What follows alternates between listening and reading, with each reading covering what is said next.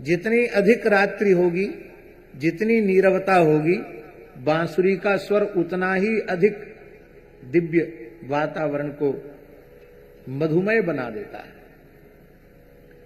तो वृंदावन की जो दिव्य शोभा है, उस शोभा का दर्शन करके, लता पताओं का दर्शन करके, वृक्षों का दर्शन करके श्याम सुंदर का हृदय इतना आह्लादित है कि सहज ही वे त्रिभंग ललित हो गए। और जैसे ही उन्होंने अपने अधर पर बांसुरी को पधराया, चुकूज वेणु, बांसुरी बज उठी। ठाकुर जी ने बजाई नहीं, वो बज उठी बांसुरी। और जब बांसुरी बज उठी, कैसी बांसुरी, तद ब्रज स्त्रिय आश्रुत्य वेणुगीतम स्मरोदयम् काश्चित् परोक्षं कृष्णस्य स्वसखीभ्योन्मवर्णयत्। वह बांसुरी की ध्वनि, वो बांसुरी की मीठी तान जैसे ही श्याम गोपियों के कान में पड़ी, तद ब्रज स्त्रिय आश्रुत्य, ब्रज गोपियों ने जब उस बांसुरी की मधुर तान को सुना, वेणु गीत को सुना, वो वेणु गीत कैसा था, स्मरोदयम, श्री कृष्ण से मिलन की जो तीव्र कामना है, उस कामना रूप काम को जगाने वाला था। श्री कृष्ण मिलन की व्याकुलता को उत्पन्न करने वाली वो बांसुरी की स्वर लहरी थी। उसको गोपियों ने सुना तो गोपियां प्रेम में बेसुध सी हो गई। अब देखिए यहां झांकी, गोपियां चारों ओर बैठी हैं और एक सुंदर रत्न मंडित, सुवर्ण मंडित, सुकोमल मखमल जड़ी पीठिका पर श्री राधा रानी विराजमान है और राधा रानी के चारों ओर गोपियां विराजमान हैं और सबके कान में बांसुरी की ध्वनि सुनाई पड़ रही है। ठाकुर जी गिरिराज जी की तरहटी में गैया चरा रहे हैं, पर बांसुरी की आवाज सब महलों में बैठी हुई, राधा रानी के चरण प्रांत में बैठी हुई गोपियों के कान में बांसुरी की ध्वनि पड़ रही है। सब बेसुध सी हो रही हैं। उस समय बांसुरी की तान सुन करके स्वसखीभ्यः अन्ववर्णयत, यहां स्पष्ट है, अपनी सखियों से वह बांसुरी की माधुरी का, वेणु माधुरी का वर्णन करने लगी। ये कौन है अपनी सखियों से जो वर्णन कर रही है? ये राधा रानी है, ये साक्षात श्री राधा रानी। वेणु गीत का आरंभ ही श्री राधा रानी के दिव्य भावों से होता है। स्वसखीभ्यः, अपनी सखियों से वे वर्णन करते हुए बोली। और ये जो श्लोक हम बोलने जा रहे हैं, ये श्लोक साक्षात श्री राधा रानी के मुखारविंद से प्रकट है। आहा,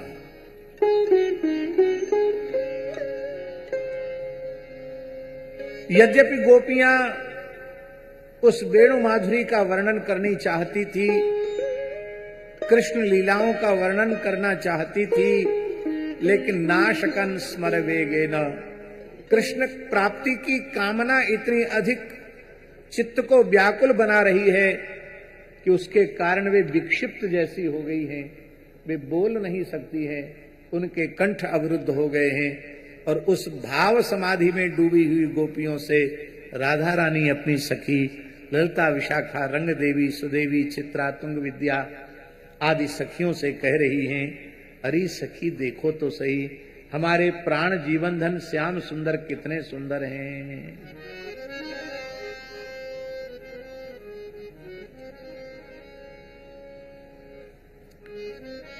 आपने आंखों देखा हाल सुना है? सुना है? जगन्नाथ जी का रथ यात्रा महोत्सव होता है तो रेडियो पर जगन्नाथ जी का आंखों देखा हाल आता है। 15 अगस्त 26 जनवरी का आंखों देखा हाल रेडियो से प्रसारित होता है। तो हम लोग तो नहीं देखते ना वहां, अब तो टीवी में सब देखने लग गए हैं। जब टीवी नहीं थी तो रेडियो ही साधन था। तो हम लोग ट्रांजिस्टर खोल लेते थे, रेडियो खोल लेते थे, अपने निकट वाला स्टेशन लगा लेते थे और रेडियो खोल दिया, तो वो पूरा का पूरा आंखों देखा हाल का प्रसारण हम सुनते थे। ऐसा होता था कि नहीं होता था? अब हम तो वहां उपस्थित नहीं है। उपस्थित वो है जो देख रहा है, देख करके बोल रहा है, और उसकी आवाज सीधे प्रसारण में आपके ट्रांजिस्टर से उसकी आवाज प्रसारित हो रही है। ध्यान में आई बात? हम क्या कहना चाहते हैं?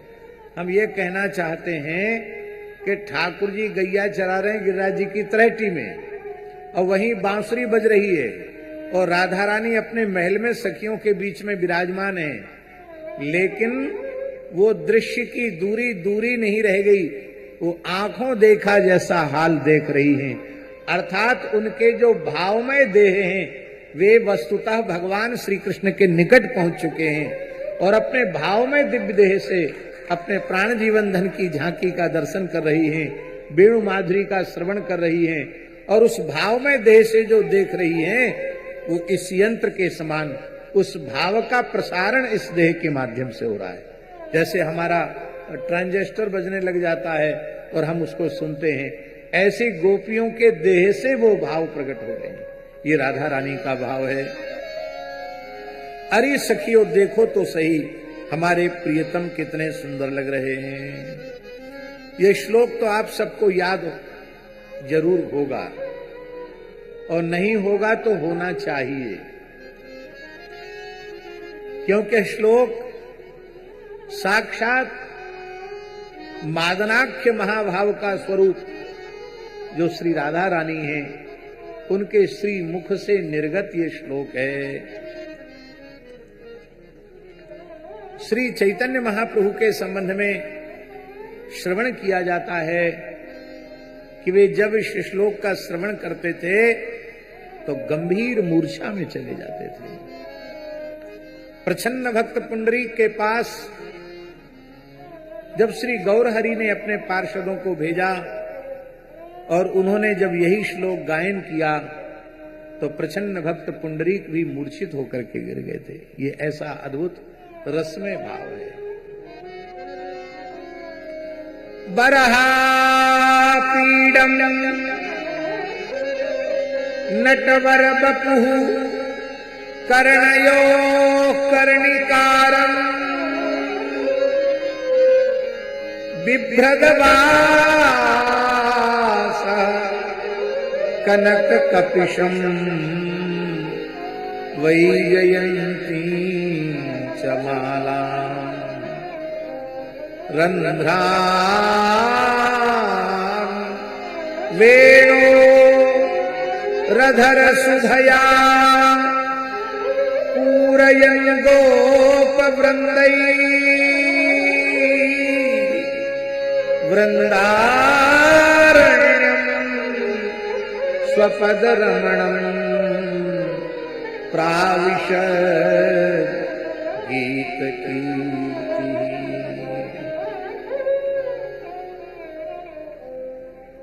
ये मेरे प्राण प्रियतम श्याम सुंदर मुरली मनोहर ग्वाल वालों के सहित वृंदावन में प्रवेश कर रहे हैं।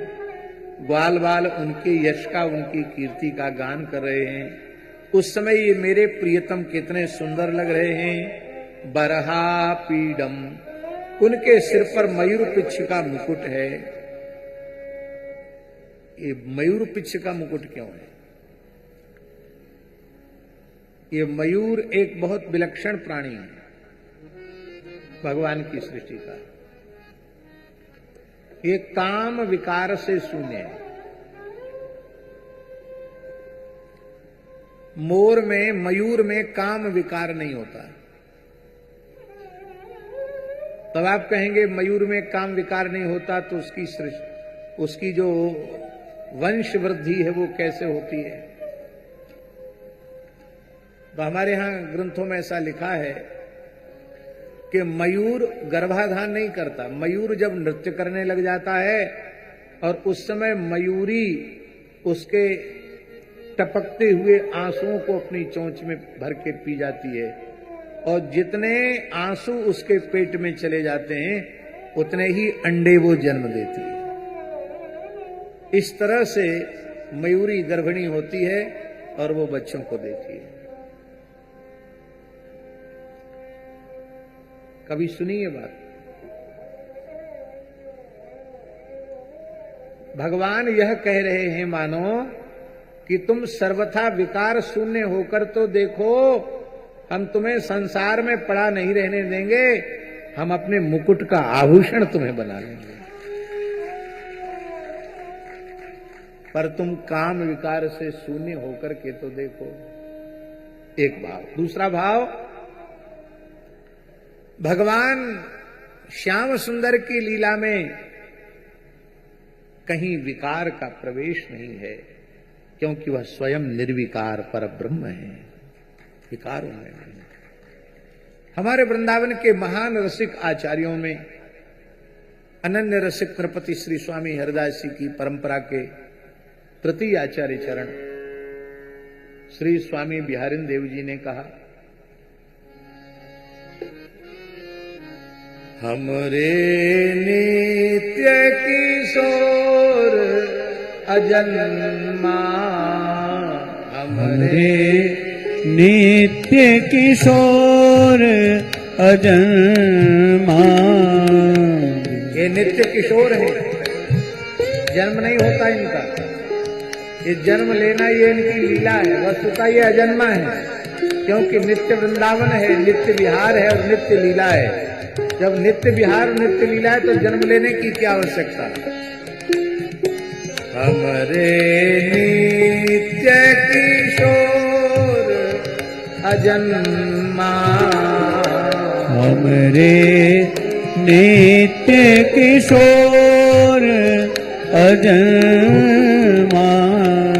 विहरत एक प्राण द्वैतन मां, विहरत एक प्राण द्वैतन मां। ये दो शरीर हैं राधा कृष्ण, इनके प्राण एक ही है। इनके मल मैथुन कछु नाही, इनके मल मैथुन कछु नाही। दिव्य देह बिहरत बनमाही, दिव्य देह बिहरत बनमाही। दिव्य देह बिहरत बनमाही, दिव्य देह विहरत बनमाही। वृंदावन की सीमा में काम का प्रवेश नहीं है, किसी विकार का प्रवेश नहीं है वृंदावन की सीमा। बहुत प्रसिद्ध है, आप लोगों ने सुना होगा, कामदेव को बड़ा अहंकार हो गया था कि पूरे भुवन को उस ब्रह्मांड में मुझसे लड़ने वाला कोई वीर नहीं है। पहुंच गया नारद जी के पास, या तो लड़ने वाला कोई वीर बताओ, नहीं तो खुद दो दो हाथ करो। नारद जी बोले, तुमने पहले एक बार तमाशा कर दिया हमारा, जब तब कछु न होए तेहि काला, हे विधि मिले कवन विधि बाला। ऐसी दशा तुमने हमारी कर दी, इसलिए अब हाथ जोड़ते हैं तेरे, लड़ेंगे तो नहीं पर बढ़िया लड़ने वाला बता देंगे। ऐसा लड़ने वाला बताएंगे कि तेरी खुजली सदा सर्वदा के लिए शांत हो जाएगी। कौन है लड़ने वाला? बोले हैं वो वृंदावन बिहारी श्याम सुंदर श्री कृष्ण। अच्छा, क्या कर रहे हैं? बोले इस समय शरद पूर्णिमा है, बंसीवट के नीचे खड़े होकर बंसी बजाने वाले हैं, महारास करेंगे, अनंत कोटि गोपियों के सहित महारास करेंगे। यदि उनको तुम पराजित कर सको तो ही तुम विजयी माने जाओगे। उसने मन में सोचा कि किशोर अवस्था है और अनंत अनंत अतीव सुंदरी गोपियां हैं, उनके बीच में तो हमारे बाण बहुत जल्दी चलेंगे। काम आया। भगवान ने कहा 2 तरह का युद्ध होता है, एक किले का और एक मैदान का, तू कौन सा लड़ेगा?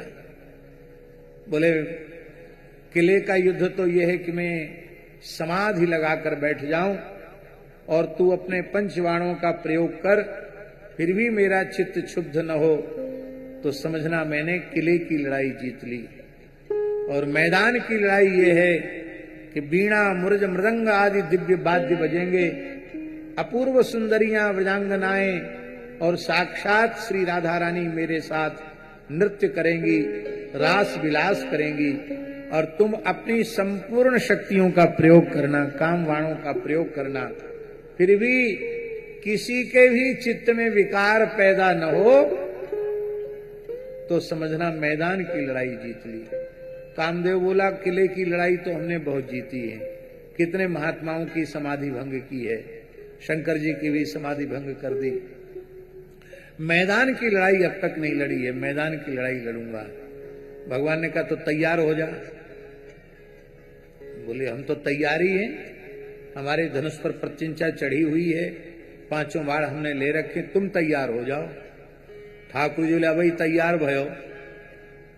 ठाकुर जी ने भी बंसी बजाई नहीं, अपनी फेंट से बंसी निकाल के त्रिभंग ललित होकर जैसी अधर पर रखी और मुस्कुराकर तिरछी चितवन से काम को देखा, काम बेहोश हो गया, चारों खाने चित्त हो गया, मूर्छित हो गया काम। भगवान हंसने लगे, बोले बड़ा भारी डींग हाँक रहा था मैं लड़ूंगा लड़ूंगा लड़ूंगा, हैं? अभी तो कोई बाजा ही नहीं बजा, अभी श्री जी के नूपुरों की ध्वनि तो इसके कानों में पड़ी ही नहीं, अभी ब्रजांगनाओं का पंचम स्वर तो इसके कान में पड़ा ही नहीं है, और ये इसकी ये दशा हो गई। कोई कहे कि मैं बहुत बड़ा वीर हूं, सीमा पर लड़ने हमको भेज दो, अब विजय बिल्कुल पक्की, हमारे में इतनी शक्ति है कि विजय तुम्हारी राष्ट्र की विजय पक्की होगी। इतनी डींग हाके और एक पटाखा की आवाज सुन के उसके कपड़े बिगड़ जाएं, बेहोश हो जाए, तो उसको वीर समझा जाएगा क्या? उसको वीर तो नहीं समझा जाएगा। तो अभी तो कुछ हुआ ही नहीं, बेहोश हो गया।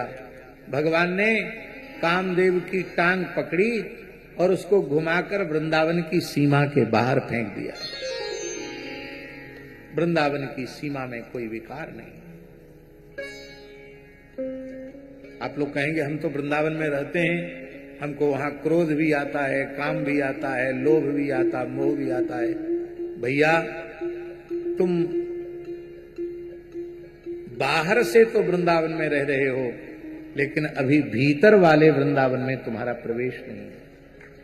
ध्यान में यही बात, बाहर शरीर भी वृंदावन में रहे और हमारा अंतःकरण भी वृंदावन में रहे। ये वृंदावन क्या है?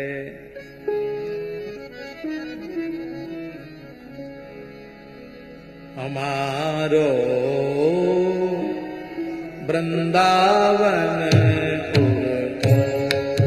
हमारो वृंदावन पुर और हमारो वृंदावन पुर हमारो वृंदावन उर और माया काल जहाँ नहीं व्यापे, माया काल जहाँ नहीं व्यापे, जहाँ रसिक सिर मोर हमारो वृंदावन पुर और हमारो वृंदावन पुर और छूट जात सद असद बासना, छूट जात सद असद वासना, मन की दौरा दौर, मन की दौड़ा दौड़, भगवत रसिक बतायो श्री गुरु, भगवत रसिक बतायो श्री गुरु, अमल अलौकिक ठोर, अमल अलौकिक और हमारो वृंदावन हमारो वृंदावन शरीर भी वृंदावन में रहे और अंतःकरण भी वृंदावन में ही रमण करे तो कोई विकार तुम्हें छू नहीं सकेगा।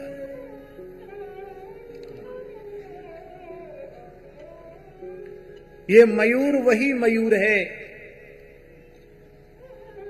जो श्री राधा रानी के का क्रीड़ा मयूर है। श्री गहुवर निकुंज में श्री राधा रानी बैठ करके जब अपने प्राण प्रियतम श्री कृष्ण के नाम रूप गुण लीला का चिंतन करती हैं, गान करती हैं, वीणा बजाकर गान करती हैं, तब ये मयूर पंख फुला करके नाचने लग जाता है।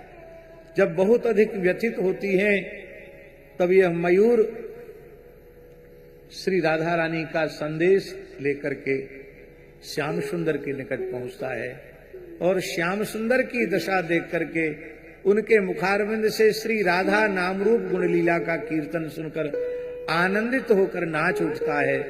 नाचते हुए उस मयूर के प्रेम में विभोर होने से एक एक पंख गिरते चले जाते हैं और श्री ठाकुर जी एक एक पंख को उठाकर अपने मुकुट का श्रृंगार बनाते चले जाते हैं। इसलिए वो साधारण मयूर नहीं है, राधा रानी के करकमल का स्पर्श प्राप्त हुआ दिव्य मयूर है।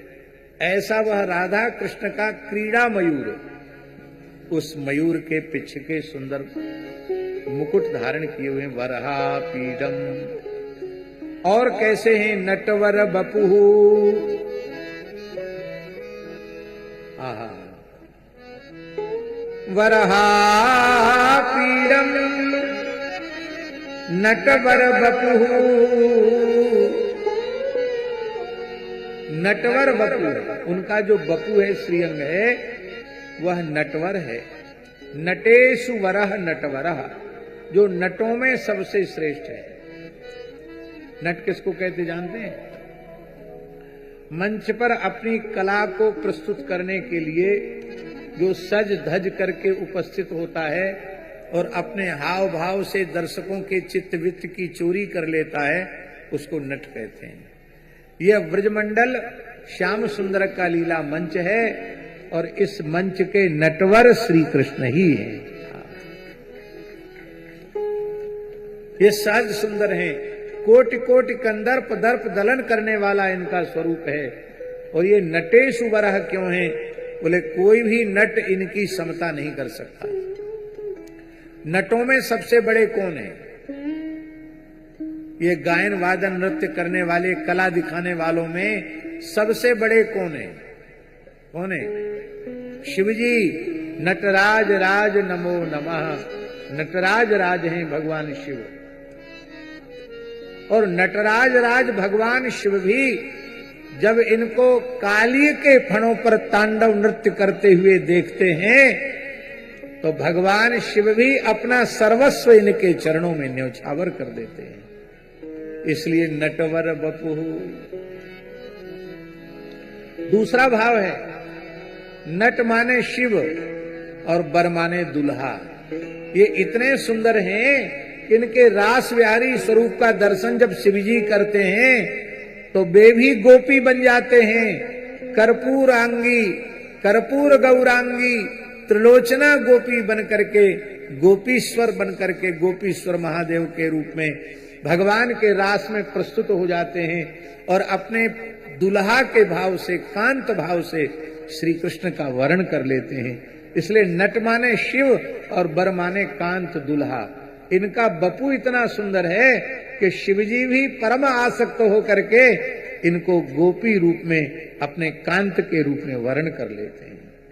अथवा नट शब्द का अर्थ है संयोग श्रृंगार और बर शब्द का अर्थ है विप्रलंब।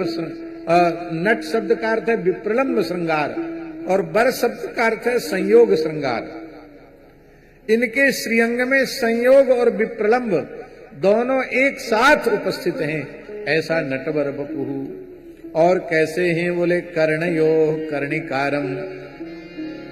इनके कान पर कनेल का पीला पीला फूल है। कनेल का फूल देखे ना, पीले रंग का, ऐसे लंबा फूल।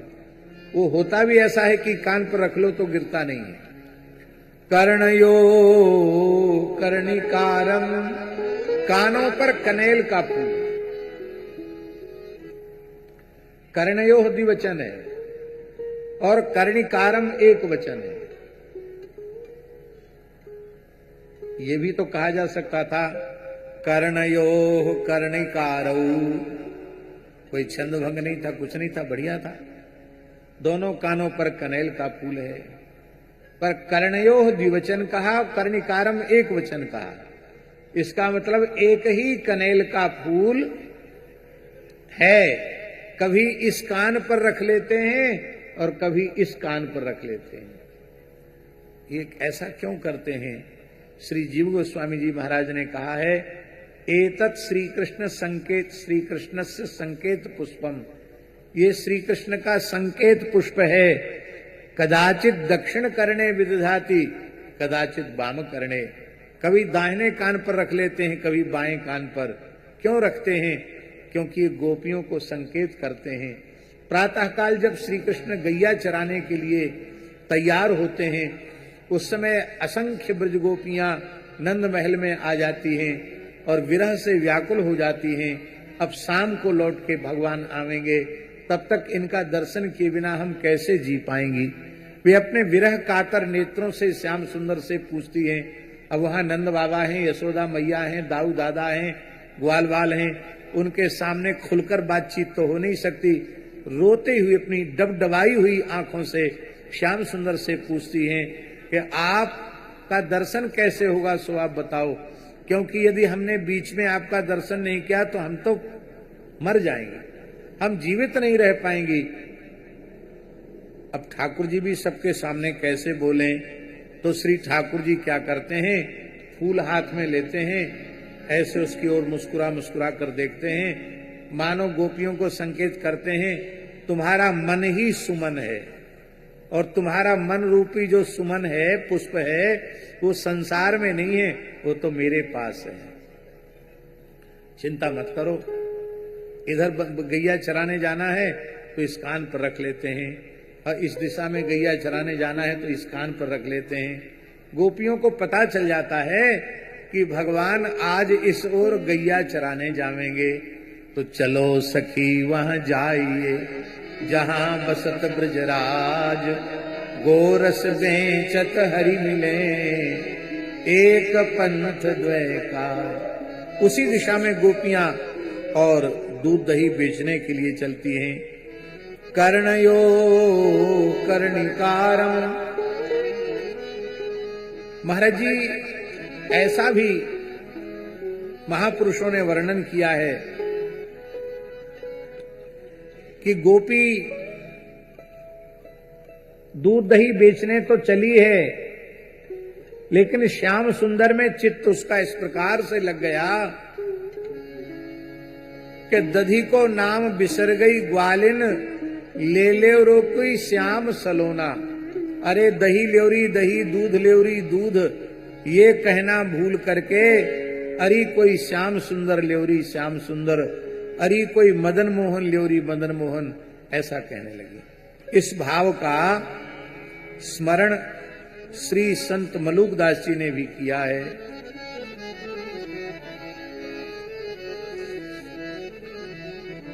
ग्वालिनी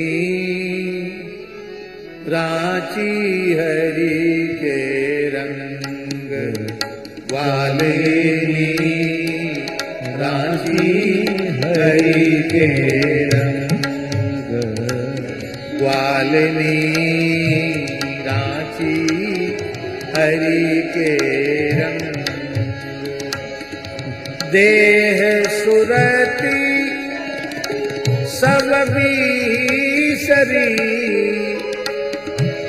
मगन ध्यान किए अंग, रांची हरि के रंग, ग्वालिनी रांची हरि के रंग।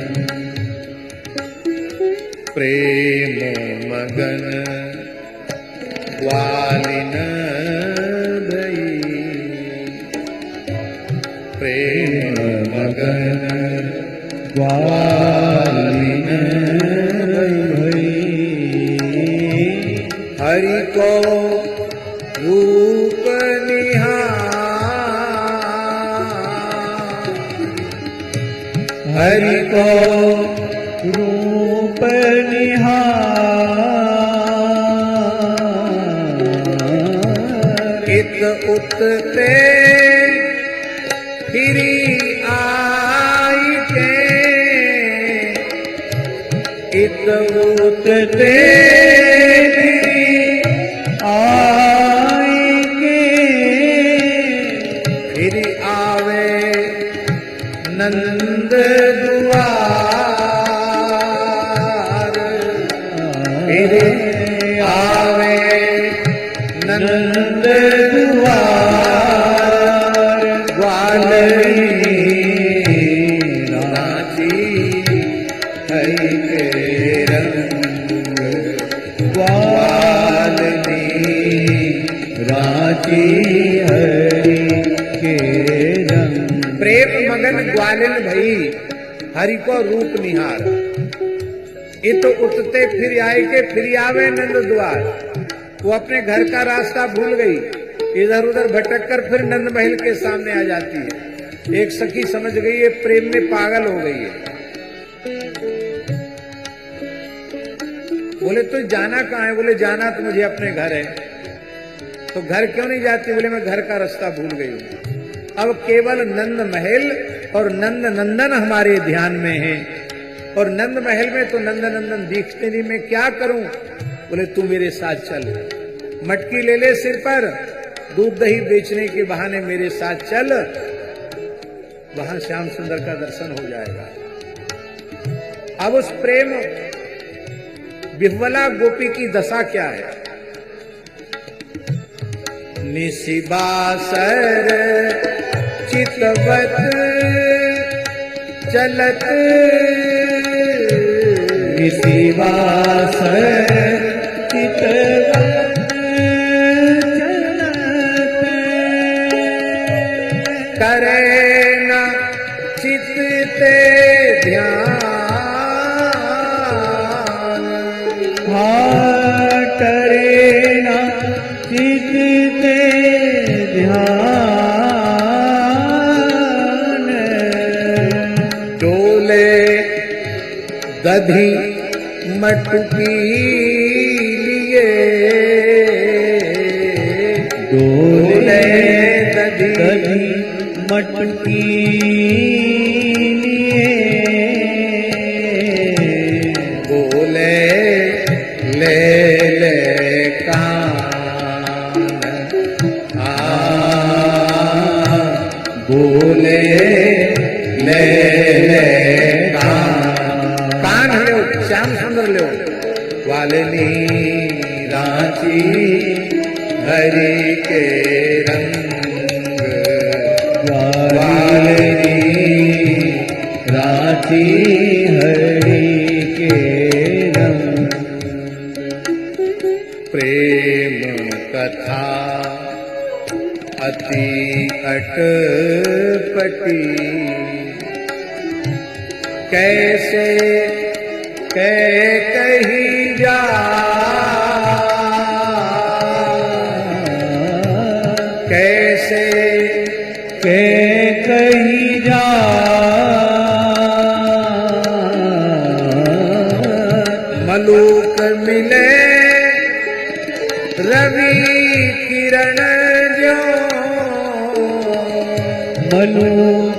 मिले रवि किरण ज्यों त्यों रही रूप समाई, त्यों रही रूप समाई, ग्वालिनी राजे हरि के रंग, ग्वालिनी राजे हरि के रंग।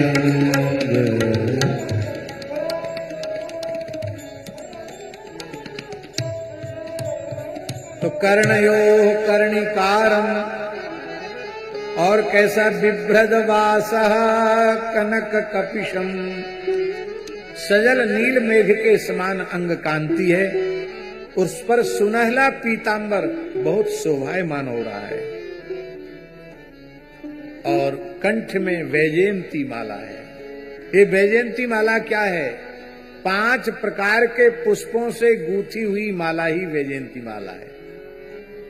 तो ये 5 प्रकार के पुष्प कौन कौन है? तुलसी, कुंद, मंदार, पारिजात और सरोरुह। ये 5। ये सरोरुह तो सामने उपस्थित है, कमल, कमल को सरोरुह कहते हैं। तुलसी, कुंद, मंदार, पारिजात और सरोरुह, इन 5 प्रकार के फूलों से गूंथी हुई माला को वैजयंती माला कहते हैं। ये 5 के रंग भी अलग अलग होते हैं। ये वस्तुतः प्राकृत पुष्प नहीं है। ये जो भगवान की भाव की बगीची है, उस बगीची में भक्त पुष्प हैं। शांत भाव के जो उपासक भक्त हैं वे श्वेत पुष्प हैं, वे कुंद हैं। दास्य भाव के जो भक्त हैं वो मंदार हैं। सख्य भाव के जो भक्त हैं वो तुलसी हैं, हरी हरी, लिपटे ही रहते ठाकुर जी से। वात्सल्य भाव के पारिजात हैं, और माधुर्य भाव के भक्त कमल हैं। ये सब एक ही भक्ति के सूत्र में गूंथे हुए हैं, और सबके सब ठाकुर जी के श्रीअंग से लगे हुए हैं। इसलिए ठाकुर जी के एक रस के उपासक भक्त नहीं है, विविध रसों के उपासक भक्त हैं। कोई शांत रस का उपासक, कोई दास्य रस का। वैसे तो सभी रस भक्त में होते हैं, किंतु किसी में प्रधान शांत रस, किसी में प्रधान दास्य रस, किसी में प्रधान वात्सल्य रस, किसी में प्रधान सख्य रस, और किसी में प्रधान माधुरी रस होता है। यही भगवान के पुष्प बनकर के भगवान के श्रीअंग पर शोभायमान हो रहे हैं। इन भक्त रूपी पुष्पों की माला भगवान धारण किए हुए हैं, वैजयंती माला। ये चरण चुम्बनी माला है। भगवान बार बार इन भक्तों की माला को, भक्त पुष्पों की माला को अपने वक्षस्थल पर धारण करना चाहते हैं, अर्थात उनका आलिंगन करना चाहते हैं। पर भक्त दैन्य भाव के कारण श्री ठाकुर जी के चरणों का चुंबन करना चाहते हैं। ये जो गुच्छ जो है, उसका जो झुमका है फूलों का, वो जो बार बार चरण चूम रहा है, मानो वे पुष्प करें हमको तो अपने चरणों में ही जगह दीजिए। हाँ हाँ। रंध्रान वेणोरधर सुधया पूरयन गोप वृंदई। रंगमंच पर अभिनय करते हुए श्रेष्ठ नट के जैसा सुंदर वेश है, और त्रिभंग ललित होकर के बांसुरी को अपने अधरामृत पर, अधरामृत के रस से पूरित कर रहे हैं, भर रहे हैं, और वृंदावन में विचरण कर रहे हैं, गोचारण कर रहे हैं। किस वृंदावन में? तो वृंदावन का विशेषण है वृंदारण्यम स्वपद रमणम। स्वपद रमण, स्वपद रमण के कई अर्थ हैं। भगवान के चरण स्पर्श से रमणीय जो वृंदावन है, ऐसा सौभाग्य अन्यत्र किसी भूमि को प्राप्त नहीं है जो सौभाग्य ब्रजभूमि को प्राप्त है। संपूर्ण ब्रजलीला में ठाकुर जी ने अपने चरणों में कोई पादत्राण धारण नहीं, कोई जूती धारण नहीं की। अब हम लोग तो थोड़े दूसरे ढंग के हो गए हैं। नहीं, हमारे पूज्य गुरुदेव पहाड़ी बाबा महाराज खाकचौक वाले महाराज जी किसी गृहस्थ भक्त के पैर में भी मोजा देख लेते तो फिर उसकी खैर नहीं, इतना ललकार के भगाई देते है। तेरी जय रे तेरी, कितना बड़ा रईस बन गया है। भगवान राधा कृष्ण गोपियां ये तो सब बिना जूता चप्पल और मोजा के घूम रहे हैं, विचरण कर रहे हैं। तुम इतने बड़े रईस हो गए तो घर छोड़ के क्यों आए? अरे भाई, वृंदावन में रज का ही तो महत्तम है, और रज न लग जाए इसलिए पैर में मोजा पहन रखा है। फेंक फेंक फेंक, उतार उतार फेंक। हमारे अखंडानंद आश्रम में माता जी थी, मिथिलेश माता जी, बहुत अच्छी साधिका थी। वो थी और एक और उनकी दूसरी एक साधिका थी बहुत अच्छी, वो भी संत ही थी। तो प्रयाग कुंभ था 2001 में। महाराज जी छत्ता में बैठे थे, वो चली दोनों दर्शन करने आई। अब भयंकर ठंड, प्रयाग का कुंभ, तो मोजा पहने हुई थी। महाराज जी की नजर पड़ी, ऐसा नहीं को पहचानते ना हो कि कहां हो, तुम की भगत ही थी। लगे डांटने, मरेगी नहीं? महाराज ठंड बहुत, तुम मरेगी नहीं क्या? अमर होके आई है। अरे तीर्थराज प्रयाग है, यहां की रज पैर से लगने दे। जब तक उतार नहीं दिया तब तक डांटते ही रहे। उतर के फेंकवा, फेंक फेंक फेंक, थैला में मत रख, नहीं थैला में फेंक, मार फेंक दे, फेंकवा दिया। स्वयं भी अपने जीवन में लगभग 125 वर्ष की आयु में या 130 वर्ष की आयु में भगवत धाम गए होंगे। तब तक न जूता, न छाता, न चप्पल, न खड़ाऊ कुछ पैर में धारण ही नहीं किया होंगे। अद्भुत महात्मा है। वृंदावन की भूमि का ये सौभाग्य है कि श्री ठाकुर जी ने ब्रज लीला में पादत त्राण धारण नहीं किया, और जब ठाकुर जी ने धारण नहीं किया तो श्री जी ने भी धारण नहीं किया, गोपियों ने भी धारण नहीं किया। तो गोप गोपी गाय श्री कृष्ण राधा रानी सबकी आवरण शून्य चरण रज श्री वृंदावन को प्राप्त है। वृंदावन माने 84 कोस ब्रज, उसका 1 इंच भूमि ऐसी नहीं है जहां ठाकुर जी की चरण रज न बिछी हुई हो। इसलिए कहीं भी लोट लगा लो, आपको ठाकुर जी की चरण रज मिल गई। हजारों साल हो गए, 5,500 साल हो गए हैं, बहुत परिवर्तन प्रकृति में होगा, पर भूमि में क्या परिवर्तन आप लाएंगे? रज तो वही है, गिरिराज जी वही है, यमुना जी वही है, वृंदावन वही है। प्रेम का जागरण, रज में ही प्रेम प्रतिष्ठित है। रज का सेवन करने वालों को विशुद्ध भगवत प्रेम की प्राप्ति हो जाती है। स्वपद रमणम, अपने चरण कमलों के स्पर्श से रमणीय जो वृंदावन है। एक स्वकीया श्री राधा रानी, उनके चरण कमल के स्पर्श से रमणीय वृंदावन। स्वकीया गोपी जन, उनके चरण रज के स्पर्श से रमणीय वृंदावन। अथवा भगवान का अपना धन गोधन, उनकी खुर रज से युक्त श्री वृंदावन, गोरज से युक्त श्री वृंदावन। और एक अर्थ होता है, पद का अर्थ होता है धाम, भगवान का वैकुंठ। स्वपदाद वैकुंठात अपि रमणीयम वृंदावनम, वैकुंठ से भी रमणीय वृंदावन। आप लोग कहेंगे वैकुंठ की महिमा तो पुराणों में बहुत है, वैकुंठ से अधिक रमणीय वृंदावन को आप कैसे कह सकते हैं? जो सौभाग्य वृंदावन को प्राप्त है वो सौभाग्य वैकुंठ को भी प्राप्त नहीं है। हमारे वृंदावन में एक दोहा प्रसिद्ध है, वृंदावन वैकुंठ को तोल्यो श्री हरिदास।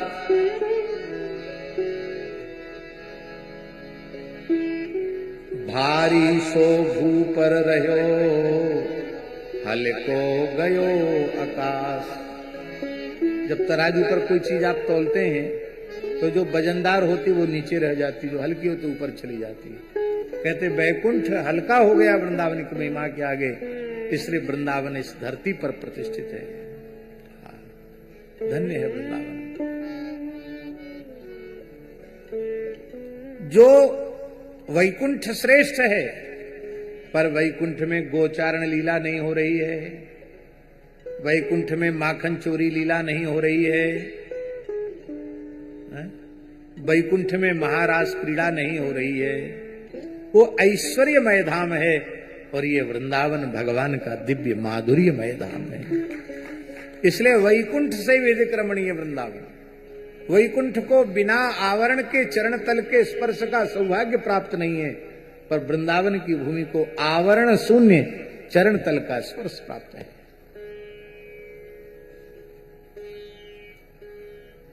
ऐसे वृंदावन में भगवान गोचारण कर रहे हैं, ग्वाल बाल वेणु रव सुन रहे हैं, भगवान की कीर्ति का गान कर रहे हैं। इति वेणुरवम राजन सर्वभूत मनोहरम श्रुत्वा ब्रजस्त्रिय सर्वा वर्णयन्त्यो भिरे भिरे।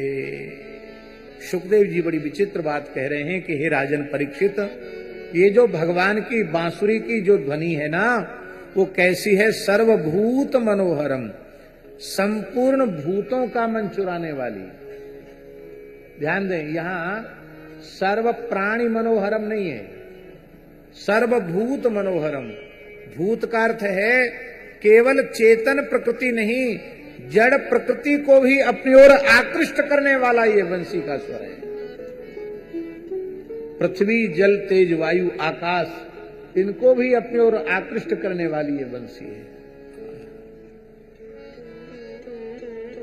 भैया, जिनमें चित्त नहीं लोग मानते हैं, उनमें भी नया चित्त पैदा करके उनके चित्त को चुरा लेती है ये बांसुरी। फिर जो चित्तवान है, प्राणवान है, भला उनका चित्त ये बांसुरी क्यों नहीं चुराएगी? सर्वभूत मनोहरम श्रुत्वा ब्रजस्त्रिय सर्वा। इस वेणु रव को सुनकर के वर्णयन्त्या, इस वेणु माधुरी का वर्णन करने लगी, और वर्णन करते करते अभिरे भिरे, अभिरे भिरे का अर्थ है वो वर्णन करते करते श्याम सुंदर का आलिंगन करने लगे। अब ये बड़ी विचित्र बात है, गोपियां तो राधा रानी के महल में राधा रानी की सनिधि में बैठी है, और ठाकुर जी गिरिराज जी की तरेटी में बंसी बजा रहे हैं, गैया चरा रहे हैं, तो आलिंगन इतनी दूर से कैसे आलिंगन हो गया? इसके दो भाव हैं।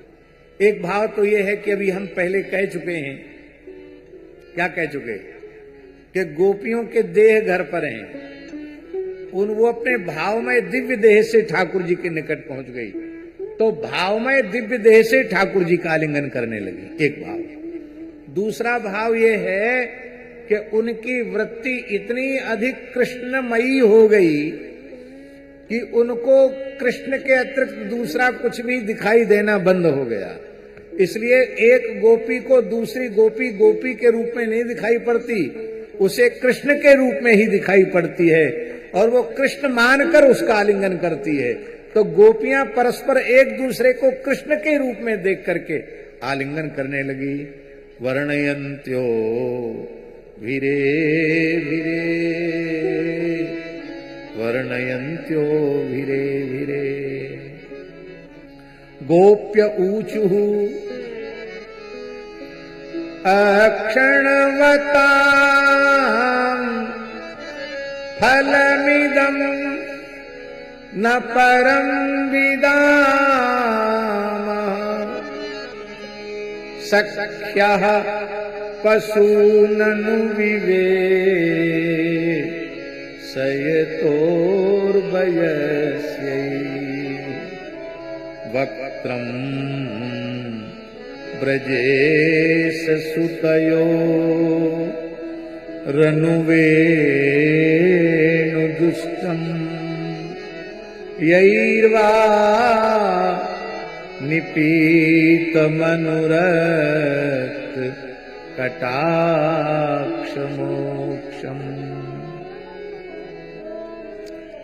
अरि सखियो, यहां सख्या ये संबोधन है। अई सख्या, अरि सखियो, अक्षणवताम इदम एव परम फलम, नान्यत किंचित परम फलम विदामा। इन देहधारियों का नेत्रवान होने का यदि कोई एकमात्र फल है तो वह यही फल है कि इन आंखों से श्री कृष्ण का दर्शन हो, बलराम जी का दर्शन हो, गैया चराते, बंसी बजाते, मंद मंद मुस्कुराते, इनका दर्शन ये आंखें कर लें तो हमारा आंख बाला होना सफल हो गया।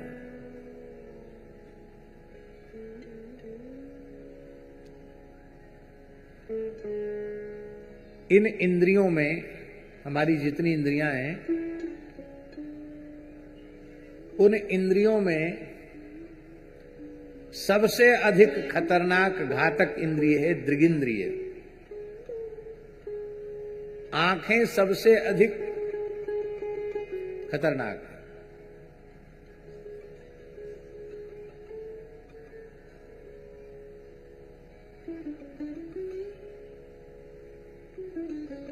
अब हम क्या कहें, ये आंखें कब किस विद्वान विवेकी पुरुष को भी किस मलमूत्र के गड्ढे में ले जाकर पटक देंगी, किस नरक कुंड में ले जाकर पटक देंगी, नहीं कहा जा सकता है। संसार का जो रूप है, जिस रूप पर ये आंखें लट्टू हो जाती हैं और लोग अपना सर्वस्व न्यौछावर करने के लिए पागल हो जाते हैं, वो रूप मलमूत्र के अलावा और है क्या? मलमूत्र ही है।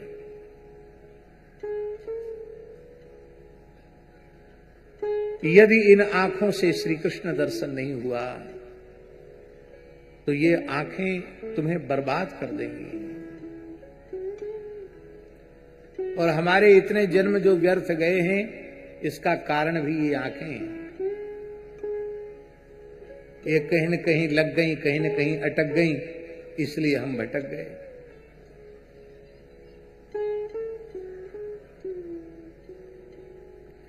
वृत्ति को सबसे अधिक चंचल करने वाली इंद्रिय नेत्र हैं। इसलिए जिनको नेत्र नहीं है उनको भगवान की कृपा का विशेष अनुभव करना चाहिए।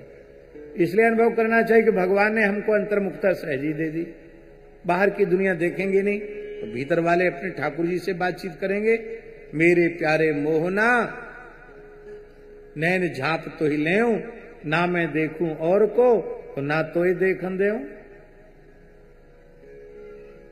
इसीलिए ध्यान दें, इसलिए जप के समय, ध्यान के समय प्रायः आंख बंद करने की परंपरा। क्यों आंख बंद करने की परंपरा?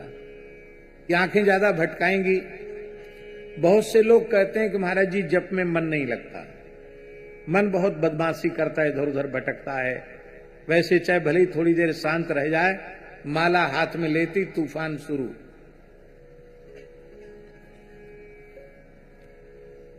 तो पहली बात तो हम ये निवेदन कर रहे हैं कि आप जितना कर सकते हो उतना करो, बाकी सब भगवान पर छोड़ दो, सब भगवान करेंगे। आप अपने मन को मुट्ठी में नहीं बंद कर सकते, मन पर काबू नहीं कर सकते, जाने दो मन को। आपकी जिह्वा तो आपके अधीन है कि नहीं?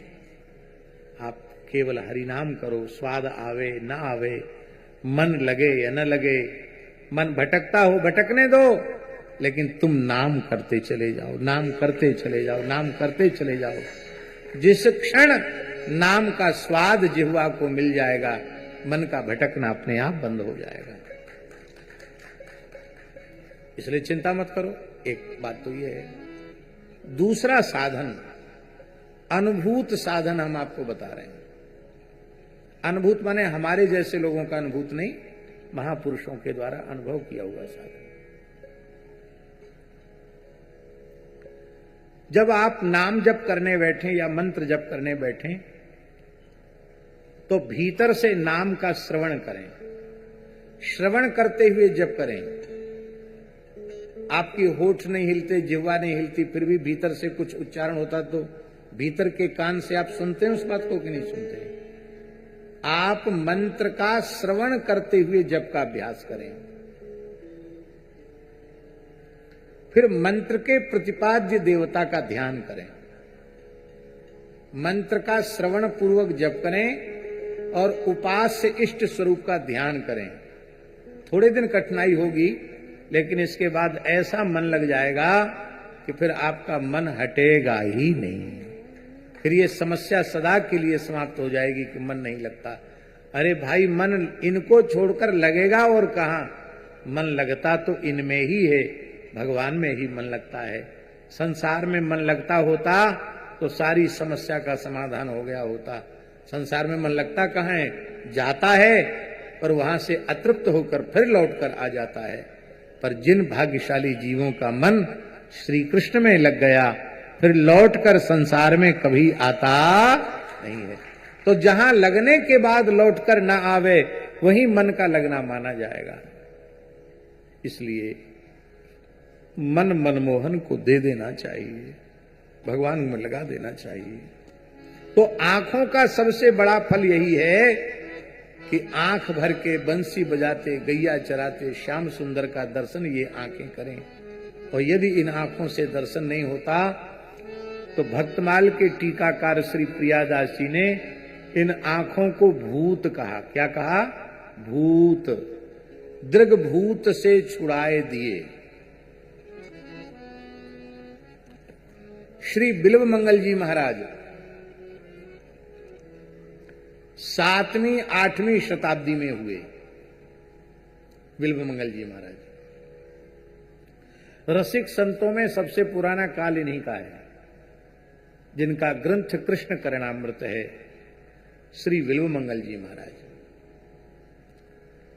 दाक्षिणात्य ब्राह्मण थे, वो शास्त्रों के बड़े भारी विद्वान थे।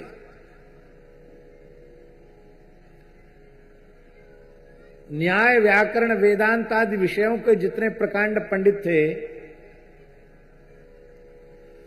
उतने ही अधिक चूड़ांत मूर्धन्य विद्वान थे। संगीत के गाने बजाने में भी उतने ही अधिक प्रवीण थे।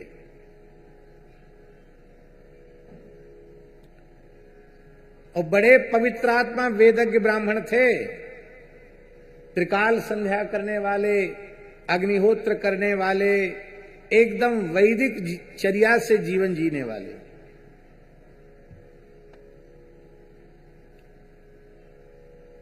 उस समय चिंतामणि नाम की एक वेश्या थी, जो अपूर्व सुंदरी तो थी ही,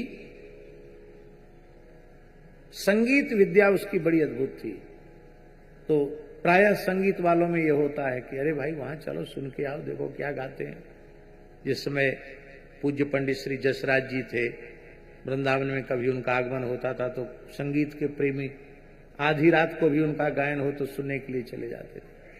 पंडित श्री भीमसेन जोशी जी, नाम होता कि नहीं, उनका बड़े लोगों का नाम होता है। तो उनको सुनने की इच्छा, संगीत में जो थोड़ी भी रुचि रखते हैं उनका मन होता कि हम सुनने जाएं। तो बिलमंगल जी ने सुना कि बहुत सुंदर गाती है, बहुत बढ़िया नृत्य करती है। तब मन में तो इनके था ही, अपने संगीत प्रेमी मित्रों के आग्रह से वे भी उसके यहां उसके गान तान को सुनने के लिए गए। पर उनको लगा कि ये जितना सुंदर गा रही है, इतना सुंदर पखावज वाला बजा नहीं रहा है। मृदंग बहुत बढ़िया नहीं बजती, इतना अच्छा गा रही है, और जितना अच्छा भावपूर्ण नृत्य कर रही है उतना बढ़िया वाद्य नहीं बज, ताल उतना बढ़िया नहीं हो रहा है। तब आप तो विद्या, गायन, वादन, नृत्य तीनों के ही ज्ञाता थे। आप पखावज बजाने लगे और आज पहली बार में ही आपकी नजर उस पर पड़ गई और उसकी नजर आप पर पड़ गई और सब कुछ छूट गया। और अंत में ये स्थिति हो गई कि वे उस चिंतामणि के प्रेम बंधन में ऐसे बंध गए कि अपना घर छूट गया, परिवार छूट गया, पिताजी को सदमा हो गया, पिताजी भी इसी सदमे में चले गए, शरीर छूट गया पिताजी का। इनकी पत्नी वेश्या के यहां आई, रोते हुए कहा कि संस्कार तो बिना इनके पिताजी का होगा नहीं, मेरे ससुर जी का संस्कार, कुछ समय के लिए दे दो इनको, हमको ले जाओ। बिलमंगल जी चले गए, संस्कार तो कर दिया पिताजी का, लेकिन रात होते ही चिंतामणि की याद इतनी सताई कि वे, वर्षा का समय था, तुंगभद्रा नदी उफान पर थी, कृष्णवेणा नदी, दक्षिण की बात है, दक्षिण भारत की कृष्णवेणा नदी उफान पर थी, बाढ़ पर थी, और रात्रि के समय बिल्वमंगल वहां से चल पड़े। बिजली कड़क रही है, बादल गरज रहे हैं, पतिव्रता पत्नी पीछे पीछे, कहां जा रहे हो इतनी रात्रि को, लेकिन एक नहीं सुनी, और पत्नी ने भी पीछे से नदी में प्रवेश किया, वो भी निष्प्राण हो गई। और आप कैसे भी, लोग तो ऐसा कहते हैं कि अपनी पत्नी के ही शव को ये पहचान नहीं पाए, उसी का सहारा लेकर के नदी पार हुए और पहुंचे अर्धरात्रि को। तो अर्धरात्रि को जब ये पहुंचे तो किवाड़ बंद था, तब कैसे भीतर जाएं, तो एक काला सर्प लटक रहा था। उस सर्प को इन्होंने सर्प के रूप में नहीं देखा, इतनी वृत्ति चिंतामणि में लगी हुई थी, उसी को रस्सा समझ करके पकड़ करके और ऊपर चढ़ गए। ऊपर चढ़कर जब कूदे तो पानी बरस रहा था, नीचे पानी आंगन में भरा हुआ था, उसमें गिरे, आवाज हुई तो चिंतामणि आई, उसने दीपक जलाया तो देखा ये तो बिल्वमंगल जी हैं। तब उसने कहा, चिंतामणि ने कहा, छी छी, बिल्वमंगल किसने तेरा नाम रख दिया है? तू तो महाअमंगल की मूर्ति है। इस शरीर में क्या रखा है? मलमूत्र का शरीर है, हड्डी मांस चमड़े का शरीर है, इसमें तेरी इतनी आसक्ति? इससे एक अंश प्रेम भी, इसका एक अंश प्रेम भी यदि श्री कृष्ण के चरणों में तेरा हो जाता तो तेरा जीवन सफल हो जाता। अब तेरी तू जाने, तू तो पागल है, तेरी तू जाने। मैं तो प्रातःकाल होते ही भजो जुगल किशोर, मैं युगल किशोर वृंदावन चंद्र का भजन करूंगी। अब तेरे जैसे मोहग्रस्त पागल के साथ मुझे नहीं रहना। बिल्वमंगल जी की फिर भी आंखें नहीं खुली। अरे बोले, तुम क्या कह रहे हो? तुम्हारी बातें समझ में नहीं आ रही है। तुमने हमको नौका भेज दी, तुमने हमको रस्सी लटका के रखा, तो न रस्सी थी, वो तो सर्प था, नौका नहीं, वो तो मृत शरीर था। अब इनको भी वैराग्य हुआ और उसने कहा, अब हम प्रातःकाल होते ही भजन में लगेंगे। इन्होंने कहा, तब हम भी अब भजन में ही लगेंगे। और दोनों के जीवन की दिशा सर्वथा मुड़ गई और तीव्र गति से भजन में लग गए। सोमगिरी नाम के भगवत प्राप्त सदगुरु से आपने दीक्षा ली और दीक्षा लेकर चिंतामणि से कहा कि अब हमारा तुम्हारा इतने समय का ही साथ था, अब एक साथ रह के भजन नहीं होगा, अब तुम अलग भजन करो और मैं अब वृंदावन की ओर जा रहा हूं। आप वृंदावन की ओर चल पड़े। तीव्र विरह था और तीव्र वैराग्य था और वृंदावन के मार्ग पर चल रहे थे। एक गांव में होकर के निकले, प्यास लगी, एक कुएं पर पानी पीने के लिए खड़े थे और वहां एक नई नवेली सुंदरी स्त्री पानी भरने आई। आज उसके अद्भुत रूप को देख करके बिल्वमंगल जी की वृत्ति फिर नीचे गिर गई और वे उसके पीछे लगे लगे फिर आ गए उसके घर तक। माताओं में ये शक्ति बहुत होती है, भगवान शक्ति स्वरूपा तो है ही है। माताएं किसी व्यक्ति की नजर को बहुत जल्दी भांप लेती हैं, ये हमको किस नजर से देख रहा है। पुरुष वर्ग नहीं पहचान पाता, माताएं पहचान लेती हैं क्योंकि ये शक्ति स्वरूपा है। वो समझ गई कि इनकी दृष्टि अच्छी नहीं है, मेरे पीछे लग के आए। गृहस्वामी ने पूछा ये कौन है बाबा जी? अरे बोले क्या है, मेरे पीछे पीछे लग के आए हैं। पर वो गृहस्थ पता नहीं कैसा संतों में श्रद्धा रखने वाला था। उसने कहा संत हमारे द्वार पर पधारे हैं तो हमें स्वागत करना चाहिए। बड़े प्रेम से चरणों में प्रणाम किया, चरण धोए, सुंदर आसन पर बिठाया और कहा कि मैं क्या सेवा करूं। आपको फिर ग्लानि होने लगी। सब कुछ छोड़कर वृंदावन की ओर चला और इन आंखों ने फिर हमको यहां ले जाकर पटक दिया, अटका दिया। आप दुखी हो गए, कुछ बोले नहीं। तब उस गृहस्थ ने अपनी पत्नी से कहा, ये तुम्हारे साथ चल के आए हैं, तुम जाकर पूछो, शायद तुमसे कुछ कह दें। वह अपूर्व सुंदरी तो थी ही, सजी धजी सुंदरी आई और उसने कहा, बाबा क्या चाहिए? आपने कहा, माता प्रणाम, इस बालक को और किसी वस्तु की आवश्यकता नहीं। भाव परिवर्तन हो गया। अब इस बालक को किसी वस्तु की आवश्यकता नहीं, 2 सुई ले आओ, मोटी मोटी सुई ले आओ। वो ले आई बेचारी और आपने उसके देखते देखते अपने दोनों नेत्रों को फोड़ लिया। दोनों नेत्रों से रक्त की धार बह चली। वह देवी चीखी चिल्लाई, गृहस्थ साहब महाराज ये आपने क्या कर लिया? आपने अपने दोनों नेत्र फोड़ लिए। कहा, हमने नेत्र नहीं फोड़े हैं, दीर्घ भूत से छुड़ाए दिए। 2 भूत हमारे पीछे पड़े थे, इन भूतों से पिंड छुड़ा दिया।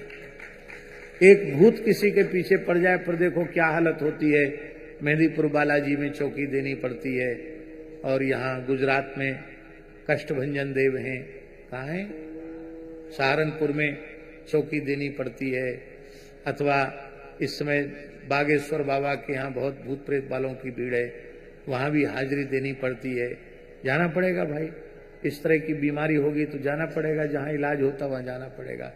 एक भूत पीछे पड़ जाए तब, और 2 भूत 24 घंटे पीछे पड़े तब उसकी क्या हालत होगी। ये भूत है, भूत। इनका भूत उतरता ही तब है जब इन्हें भगवत साक्षात्कार हो जाता है, भगवत दर्शन, तो ही तो भूत उतरता है।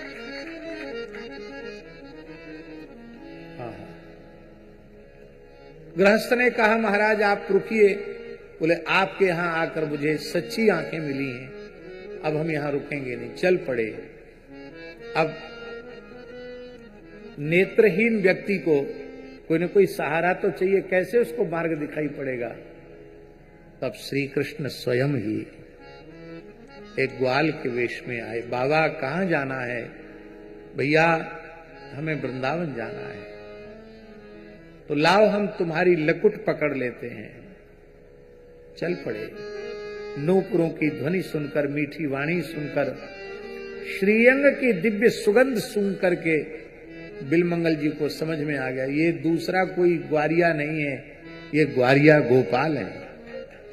तो धीरे धीरे लकुट का हाथ आगे बढ़ाते बढ़ाते ठाकुर जी का पहुंचा पकड़ लिया, हाथ पकड़, कलाई पकड़ ली। कहा, बाबा लकुट छोड़ के कलाई क्यों पकड़ ली? बोले, हम आपको पहचान गए, हम जिनके चरणों में पहुंच रहे हैं वे मेरे प्रियतम श्री कृष्ण आप ही हैं। भगवान ने बचने का बहुत प्रयास किया। अरे भाई हम तो गैया चराते हैं, ग्वारिया हैं, किसी नेत्रहीन पर दया करना ही आफत हो गई, हमारे ही हाथ पकड़ लिया, छोड़ दो। श्री बिलमंगल जी ने हंसते हुए कहा, अब हम छोड़ने वाले नहीं हैं। क्यों? बोले, अंधों की पकड़ बहुत तेज होती है, हम पकड़ लेते तो छोड़ते नहीं हैं, हम छोड़ने वाले नहीं हैं, आप मेरे प्रभु ही हैं और इस निर्जन वन में कोई दूसरा मार्ग दिखाने वाला नहीं हो सकता। आप बीच में क्यों छोड़ रहे हैं हमको? वृंदावन पहुंचाइए। बोले, आप तो वृंदावन में ही हैं, क्योंकि मझधार में छोड़ना हमको आता नहीं है, आप वृंदावन में हैं। ऐसा कहकर भगवान ने एक झटका लगाया और हाथ छुड़ा लिया। तब बिलमंगल जी ने कहा, हस्तमुत क्षिप्य यातोसी बलात् कृष्ण किमद्भुतम हृदयाद् यदि निर्यासि पौरुषम गणयामि ते। आप में बहुत जोर है, बहुत माखन मिश्री दूध मलाई खाई है आपने, एक झटके में इस दुर्बल से हाथ छुड़ाकर आप चले गए, लेकिन यदि आप मेरे हृदय से निकल के दिखावें तो हम समझेंगे कि आप बलवान हैं। इसी का अनुवाद हिंदी में किया गया। बाह छुड़ाए जात हो निवल जान के मोहि, ये में तेजो जाओगे सबल बदंगो को। हृदय से निकल के दिखाओ तो समझेंगे कि आप में बहुत शक्ति है। भगवान ने कहा प्रेमियों के हृदय से हम निकलते नहीं और प्रेमी हमारे हृदय से नहीं निकलते। भगवान ने बिलमंगल जी को हृदय से लगा लिया, नेत्रों का स्पर्श किया तो दिव्य नेत्र प्रकट हो गए, आंख फिर से आ गई। बोले क्या चाहिए? बोले वृंदावन में आ गया, वृंदावन से बाहर तो जाना नहीं है, बस आप कृपा कीजिए इन आंखों को फिर से वापस ले लीजिए। किसी नेत्रहीन को नेत्र मिल जाए तो कितनी प्रसन्नता होगी उसको, पर बिलमंगल जी के आंखों को वापस ले लीजिए। क्यों? पूरे जिन आंखों ने सच्चिदानंद कोटि कोटि कंदर्प दर्प दलन मुरली मनोहर श्याम सुंदर का दर्शन कर लिया, अब ये मलमूत्र के भांडों का दर्शन करें ये अच्छी बात नहीं है, इसलिए आंखों को वापस ले लीजिए। भगवान ने हंसकर कहा बिलमंगल जी, ये संसार के नाम रूप तब तक अनुभव में आते हैं जब तक मैं सामने नहीं होता हूं। जब ये आंखें मेरा अनुभव करती हैं फिर तो जित देखो तित श्याममयी है, जिधर नजर जाती है उधर प्रियतम ही प्रियतम दिखाई पड़ते हैं। इसलिए अखियां हरि दर्शन की प्यासी, अखियां हरि दर्शन की प्यासी,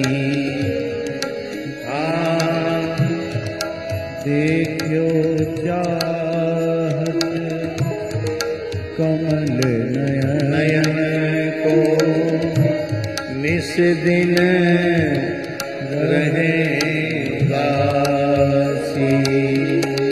अखियां हरि दर्शन की प्यासी, अखियां हरि दर्शन की प्यासी।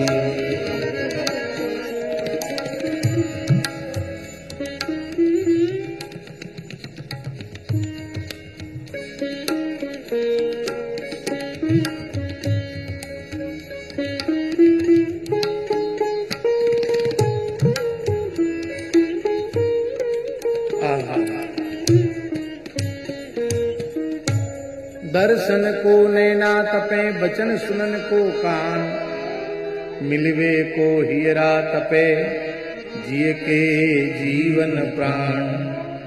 गोवर्धनवासी सांवरे, तुम बिन रहो न जाए।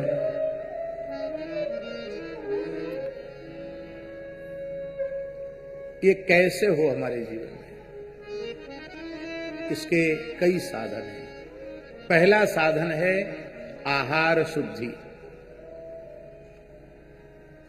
आहार शुद्धि में यही समझना, जो वस्तु भगवान को भोग नहीं लग सकती है उस वस्तु को, जो अनिवेदित पदार्थ है, जो भगवत प्रसाद नहीं है, उस वस्तु को आहार के रूप में नहीं लेना।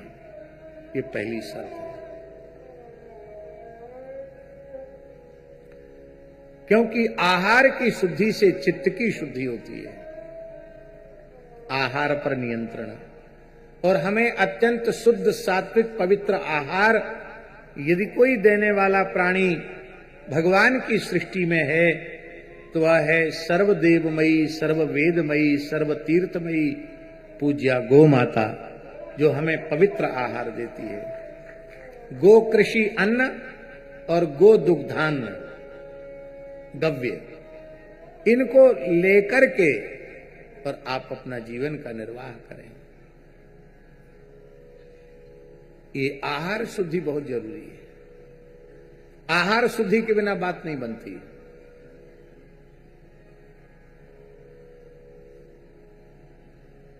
हमारे ये बाबा हैं श्री हरदेवदास जी, 5 वर्ष हो गए केवल गाय का दूध ही लेते हैं। और बताओ कहीं से कोई बीमारी हो, कोई कुछ नहीं, न नमक न मिर्च न हल्दी न फल न फ्रूट न जूस, कुछ नहीं, केवल 2 बार गाय का दुग्ध लेते हैं। और किसी प्रकार का कोई रोग शरीर में नहीं है, कोई बीमारी नहीं, कोई रोग, एकदम प्रसन्न स्वस्थ और निरंतर सेवा में तत्पर।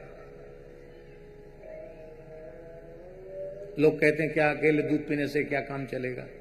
ये बात हम कहना नहीं चाहते थे, पर प्रत्यक्ष किम प्रमाणम, प्रत्यक्ष में प्रमाण की क्या आवश्यकता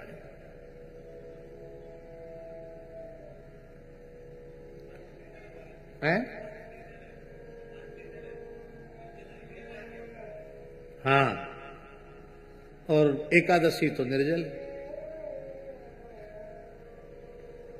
तो भगवान कहने का आशय ही है, पहली आहार शुद्धि, दूसरा साधन, पहला साधन पवित्र सात्विक शुद्ध आहार, दूसरा साधन नाम जप, उठते बैठते खाते सोते पीते जगते हर समय भगवान नाम का स्मरण, ये दूसरा साधन है। तीसरा साधन स्वाध्याय। स्वाध्याय का अर्थ होता है जिन ग्रंथों के पढ़ने से हम सीधे भगवान की ओर पहुंचे, उन ग्रंथों का स्वाध्याय। मेरे विचार से भगवत प्राप्ति के लिए इस कराल कलिकाल में 5 ग्रंथ पर्याप्त हैं।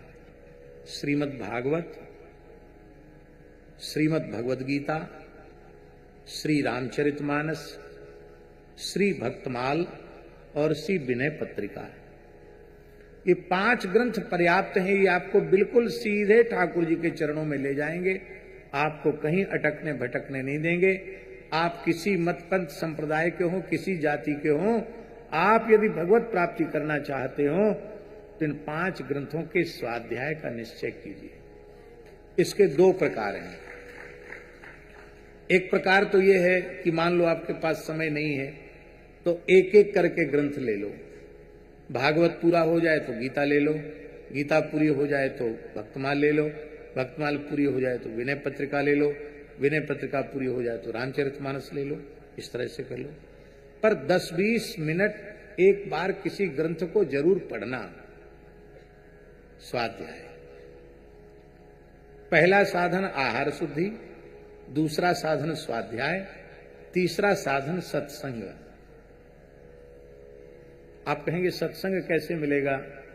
इस अंश में हम विज्ञान को बहुत धन्यवाद देते हैं कि आज भी आप चाहें तो पूज्य श्री हनुमान प्रसाद पोद्दार जी भाई जी की वाणी यंत्र के माध्यम से सुन सकते हैं। तमाम महान सेठ श्री जयदयाल गोयनका जी के प्रवचन भी सुन सकते हैं, लोगों ने संग्रह करके रखे हैं। डोंगरी जी की वाणी सुन सकते हैं। अनेक महापुरुष हैं। आपकी जिसमें श्रद्धा हो उन संत की वाणी को विज्ञान के माध्यम से भी सुन सकते हैं। हमारे कैलाश जी कहाँ गए, दिखाई नहीं पड़ रहे हैं। ये कैलाश जी ने बड़ा परिश्रम करके एक संत वाणी नाम का, क्या कहते, संत वाणी नाम से एक यंत्र बनाया है। उस यंत्र में बहुत कथाएं हैं, खूब सत्संग की सामग्री है। और गीता प्रेस ने तो कल्याणकारी इतना साहित्य पूरे संसार को दिया है कि हम जीवन भर पढ़ते रहें तो भी पूरा नहीं होगा। इतनी कल्याण की बातें शेठ जी ने, भाई जी ने, स्वामी जी ने सबको बता दी हैं। अब केवल उन्हें मानने की आवश्यकता है, उन पर चलने की आवश्यकता है। अभी हम यहाँ के बाद 20-21 तारीख को ऋषिकेश में रहेंगे, क्योंकि कल्याण पत्रिका अपने 100 वर्ष पूर्ण कर रही है। कल्याण पत्रिका का शताब्दी उत्सव है, यहां से जाकर उसमें सम्मिलित होना है। भारतवर्ष के और भी अनेक महापुरुष पहुंच रहे हैं। कल्याण पत्रिका आज भी अपने पुराने गौरव में, अतीत के गौरव में आज भी सुप्रतिष्ठित है।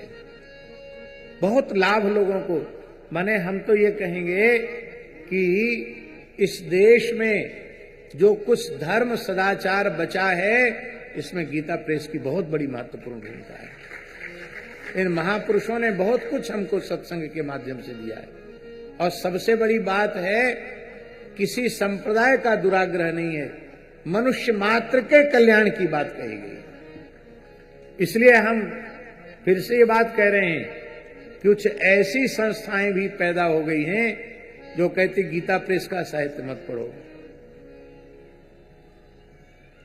हमारी समझ में नहीं आता है कि किस आधार पर ऐसा कहते हैं गीता प्रेस का साहित्य मत पढ़ो। भैया, गीता प्रेस ने वैदिक हिंदू सनातन धर्म को बहुत दिया है, आज भी दे रहा है, आगे भी देता रहेगा।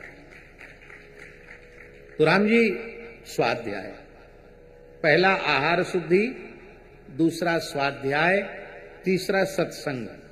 प्रत्यक्ष जब संत उपलब्ध हो तो प्रत्यक्ष, नहीं तो यंत्र के माध्यम से। अरे वैसे समय नहीं मिलता है, रास्ता चलते वाणी सुनते हुए जाना, सुनते हुए आना। 2 घंटे 3 घंटे के समय कथा सुनते सुनते बढ़िया कट जाएगा। जिह्वा से नाम जप होता रहेगा, कान से कथा श्रवण होती रहेगी। चौथा साधन है, वो है साधु संग। क्या? साधु संग। आप लोग कहेंगे साधु संग हमको कैसे मिलेगा? संग शब्द का अर्थ क्या होता है? संग शब्द का अर्थ आसक्ति होता है। संग माने आसक्ति। इसका अर्थ है संत में प्रीति, संत में आसक्ति ही संत संग है। सताम प्रसंगान मम वीर्य संविदो भवंति हृत कर्ण रसायना कथा तज्जोषणा दास्वप वर्ग वर्तमनि श्रद्धा रतिर भक्तिर अनुक्रमिष्यति। भगवान कपिल ने कहा, जब जीव सत्पुरुषों में आसक्ति करता है, साधु पुरुषों में प्रेम करता है, हरिभक्ति परायण पुरुषों में प्रेम करता है, तो मम वीर्य संविदो भवंति हृत कर्ण रसायना कथा, उससे मेरे पराक्रम का बोध होता है, मेरे प्रभाव मेरे स्वभाव का बोध होता है, मेरी कथाएं कर्ण के माध्यम से हृदय में जाती हैं, भवरोग को समाप्त कर देती हैं। फिर भगवत प्राप्ति के पथ में श्रद्धा उत्पन्न हो जाती है और शरीर संसार से वैराग्य हो जाता है, भगवान के चरणों में अनुराग हो जाता है। श्रद्धा उत्पन्न होती है, फिर रति उत्पन्न होती है, फिर भक्ति प्रकट हो जाती है, और जब भक्ति प्रकट हो जाती है तो संपूर्ण संसार से वैराग्य हो जाता है। फिर चित्त अपने आप शांत हो जाता है और शांत चित्त निरंतर भगवान में ही लगा रहता है। हमको विदासरिया जी ने एक संत माता जी का दर्शन कराया था। कहां कराया था? इंदौर में है। हाँ, हमने ऐसा अनुभव किया उन संत माता जी के संबंध में कि उनका मन न शरीर में है और न उनका मन संसार में है। उनका मन निरंतर श्री कृष्ण में रमा हुआ है। ये थोड़ी 5-7 मिनट का ही मिलना हुआ, लेकिन उतने मिलने से ही हमको अनुभव हो गया कि इनकी वृत्ति आधे क्षण के लिए भी संसार में नहीं है।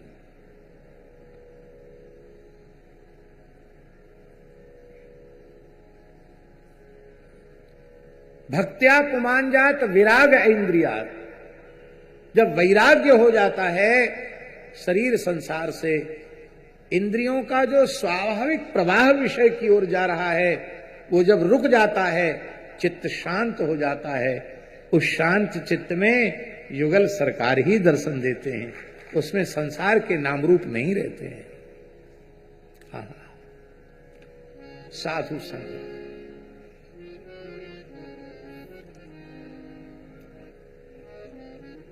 जो साधु संग से मिलेगा वो अपने साधन से और अपने पुरुषार्थ से नहीं मिलेगा। हमारे गीता वाटिका गोरखपुर के बहुत अच्छे साधक संत श्री जयराम दास जी आकर विराजे।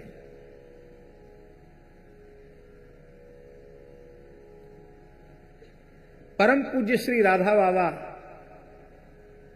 उच्च कोटि के महात्मा थे, इसमें कोई संदेह नहीं, पर उनके जीवन में जो विलक्षण रस आया, विलक्षण प्रेम आया, भाव आया, वो साधु संग से आया। साधु संग क्या? प्रेम मूर्ति परम श्रद्धे श्री हनुमान प्रसाद पोद्दार जी का संग उनको मिला, और श्री पोद्दार जी ने बाबा को पहचाना और बाबा ने पोद्दार जी को पहचाना। गीता वाटिका से उनका जीवन चरित्र प्रकाशित है, पढ़ने योग्य है, पढ़ना चाहिए। साधु संग बहुत जरूरी। हमने ठाकुर श्री रामकृष्ण परमहंस देव जी का वचनामृत पढ़ा, उसमें ठाकुर रामकृष्ण परमहंस देव जी ने साधु संग पर बहुत जोर दिया है। का प्रत्येक साधक गृहस्थ मनुष्य को चाहिए कि अपने व्यस्त जीवन का 10-20 दिन का समय ऐसा निकाले, सब छोड़ छाड़ के चला जाए संतों के पास और फक्कड़ ढंग से संतों के चरणों में रहे, वहां कथा सुने, संग करे। साधु संग से वह मिलता है जो अपने साधन और अपने पुरुषार्थ से नहीं मिलता है। कितने साधन हो गए? 4। अब शुद्ध आहार, नाम जप, स्वाध्याय, सत्संग, साधु, 5 हो गए।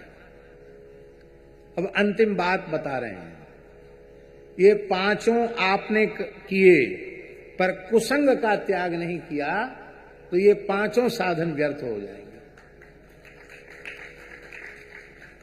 इसलिए आखिरी बात है कुसंग का त्याग। इसलिए नारद भक्ति सूत्र में देवर्षि नारद जी ने कहा, दुस्संगस्तु सर्वथा त्याज्य, कुसंग का सर्वथा त्याग करना चाहिए। कुसंग का त्याग। तजो मन हरि विमुखन को संग, जिनके संग कुमति मति उपजय, परत भजन में भंग, तजो मन हरि विमुखन को संग। कुसंग एक प्रकार का नहीं होता, कुसंग कई प्रकार का होता है। खान पान का कुसंग, वेशभूषा का कुसंग, व्यक्तियों का कुसंग, विचारों का कुसंग, सभी प्रकार के कुसंगों का त्याग करेंगे तो जीवन में सत्संग प्रभावी होगा।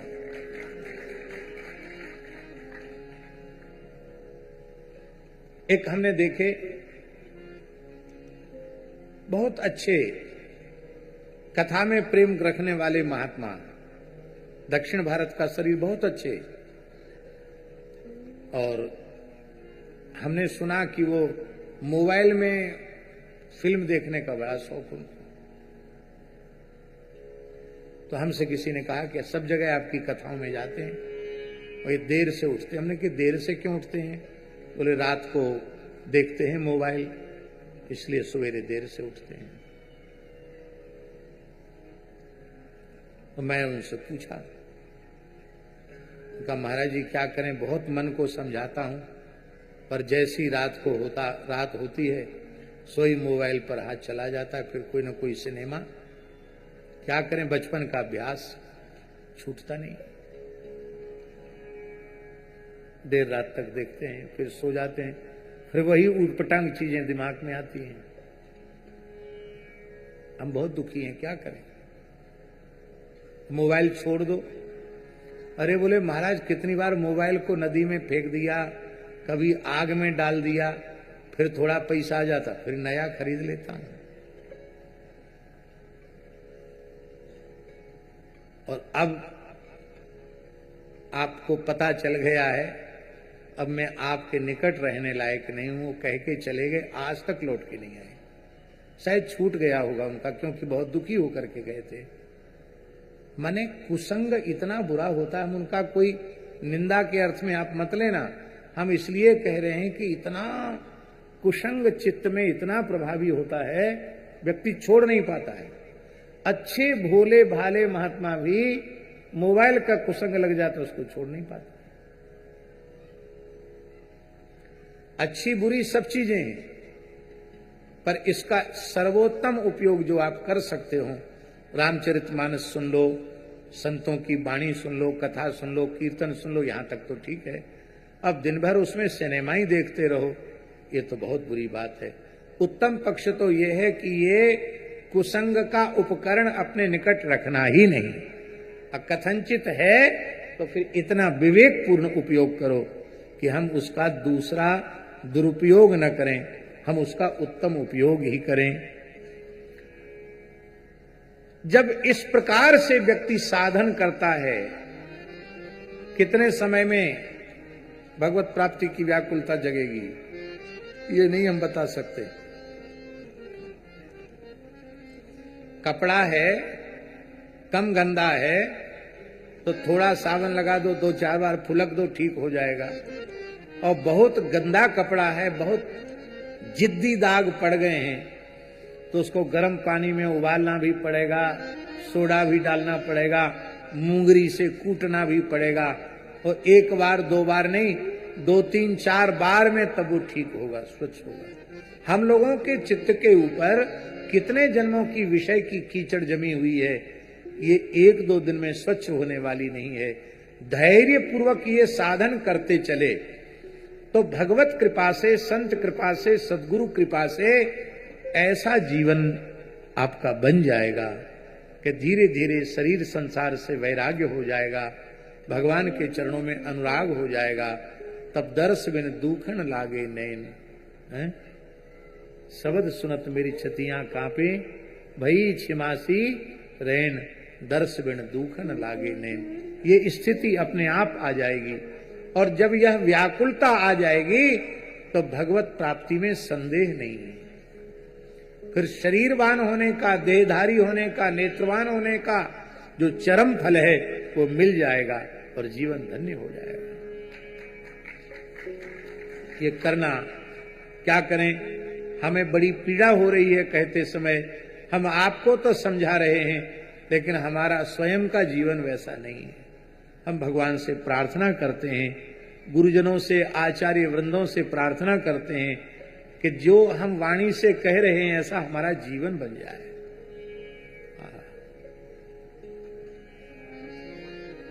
कहां संसार का स्वाद लगेगा जिसके चित्त वृत्ति में श्री ठाकुर जी समाये हुए हैं। अभी हमको लगता बिना रोटी पानी कपड़ा के जिएंगे नहीं, तो मिलता रहेगा रोटी कपड़ा पानी। और जब मीरा जी के जैसा होगा, हरि बिन ना जिऊं री माई, हरि बिन ना जिऊं री माई, हरि बिन ना जिऊं री माई, हरि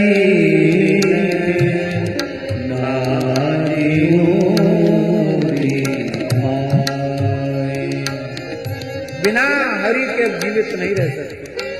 हरि बिन ना जिऊं री माई, हरि बिन ना जिऊं री माई। जिस भाव का हम स्मरण कर रहे हैं, इसी भाव का श्री नामदेव जी महाराज का एक अभंग है, बहुत प्यारा अभंग है। हमको तो गाना आता नहीं अभंग। देह जावो अथवा राहो, राहो, देह जावो अथवा राहो, राहो, देह जावो अथवा राहो,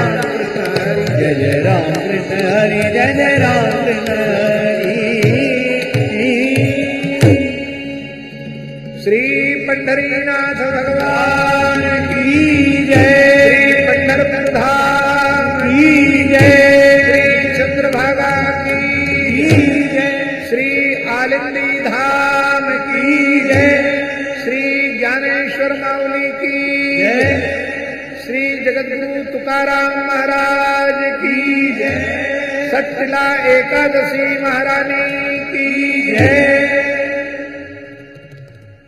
हम लोग बड़े भाग्यशाली हैं, 8:45 होने वाला है, फिर भी आप सबके धैर्य को धन्यवाद है जो आप समय से आकर देर तक प्रतीक्षा आपने की और अब तक आपने श्रवण किया। भैया, चाहे जितनी अवस्था हो गई हो और चाहे जितना संसार का जो कुछ भी हमने प्राप्त कर लिया हो, पद प्रतिष्ठा ऐश्वर्य, यदि इन आंखों से भगवत दर्शन नहीं हुआ तो हमारा मनुष्य जन्म व्यर्थ है। कितने जन्म हम लोगों के व्यर्थ जा चुके हैं, अब यह जन्म व्यर्थ न जाए। बस इस व्याकुलता से भजन में लगना चाहिए। इन्हीं शब्दों के साथ सभी पूज्य संतों के चरणों में प्रणाम करते हुए अपनी वाणी को भगवान के चरणों में विराम देते हैं। और कल की कथा तो अपने ठीक जो समय है उसी समय से चलेगी। आज तो कारण यही था कि आज मकर संक्रांति थी, इसलिए आज बहुत विलंब हुआ। और कल हमारे विदासरिया जी भी, अचिंत जी कुछ बोले, आज मैंने विदासरिया जी को बोला कि कल आप कुछ थोड़ा 5-7 मिनट बोलना उत्तर काशी के बारे में, तो कल ये बोलेंगे। आज महापर्व का दिन है, इसलिए हमारा मन है कि आप लोग गौ माताओं के पवित्र नामों का उच्चारण कर लें। श्री बहुलायै नमः, श्री बहुलायै नमः, सभी लोग बोलेंगे श्री बहुलायै नमः, श्री बहुलायै नमः, श्री समंगायै नमः, श्री समंगायै नमः, श्री अकुतो भयायै नमः, श्री अकुतो भयायै नमः, श्री क्षेमायै नमः, श्री क्षेमायै नमः, श्री सख्यायै नमः, श्री सख्यायै नमः, श्री भूयस्यै नमः, श्री भूयस्यै नमः, श्री सर्वसहायै नमः, श्री सर्वसहायै नमः, श्री सुरभ्यै नमः, श्री सुरभ्यै नमः। हरि शरणं हरि शरणं हरि शरणं हरि शरणं हरि शरणं हरि शरणं हरि शरणं हरि शरणं। परम पूज्य गुरुदेव के श्री चरणों में कोटि से नमन। आरती की सूचना दूं उससे पूर्व एक दो घोषणा श्री जड़खोर गोधाम महातीर्थ की गो सेवा योजना की 1 मिनट की मात्र में। श्री वेद लक्षणा भारतीय गोवंश की योजना सेवा आज बड़ा पुनीत पावन दिन, एक मुश्त 2 लाख रुपए की सेवा देके एक गोवंश की समस्त जीवन काल की सेवा सुनिश्चित कर सकते हैं। इसी के गुणांक में 11 गोवंश, 51 गोवंश, 101 गोवंश की आप आजीवन सेवा सुनिश्चित कर सकते हैं। ये अक्षय गो सेवा योजना आप सभी श्रेष्ठ महानुभावों के समक्ष निवेदित है और मैं निवेदन करता हूं श्री गीता देवी जी, गजानन जी कंसल परिवार आरती हेतु पधारे। आदरणीय श्री जेपी जी अग्रवाल कृपया पधारें। श्री दीपक जी तायल, श्री विठल जी, श्री मधुर जी झुंझुनवाला, श्री सतनालीवाला जी परिवार, श्री टाटनवाला जी परिवार, श्री जालान जी परिवार, श्री निरंजन जी, आदरणीय श्री विदासरिया जी भी आज पधारे हैं। आपसे भी निवेदन की आरती हेतु आप भी व्यासपीठ पर पधारें। श्री सतनालीवाला जी परिवार, आरती की तैयारी हो तब तक श्री सुनील जी रामावत, श्री रामनारायण जी चांडक, मंच पर कृपया वो ही महानुभाव पधारें जिनका नाम उच्चारित मन से हो। श्री राधेश्याम जी अग्रवाल, श्री नंद किशोर जी तोला, आप भी पधारें, आपका निवेदन था। श्री नंद किशोर राधेश्याम जी, कुछ नाम बोल देते, जिनका टाटनवाला जी परिवार पधारे। श्री तायल जी,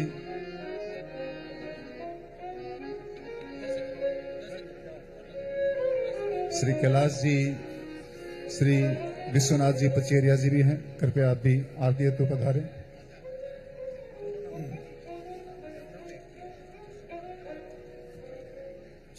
श्री शशिकांत जी भैया, शशिकांत जी सतनाली वाला जी।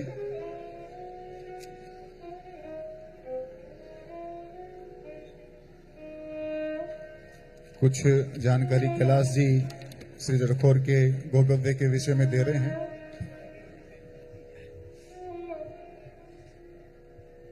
बिना भक्तमाल के भक्ति रूप अति दूर है, ऐसा प्रियादास जी ने अपनी टीका में लिखा है।